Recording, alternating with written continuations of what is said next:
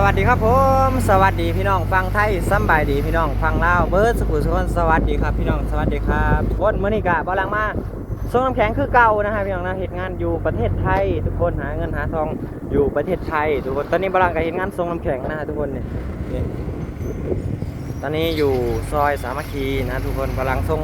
น้ำแข็งแถวนี้แหละพี่น้อง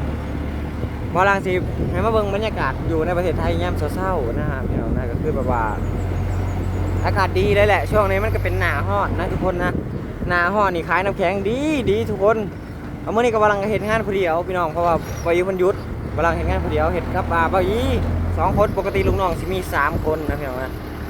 ฝั่งนี้จะเป็นหมู่บ้านนะทุกคนนะหมู่บ้านคล้ายๆหมู่บ้านจัดสรรประมาณนี้แหละพี่น้อง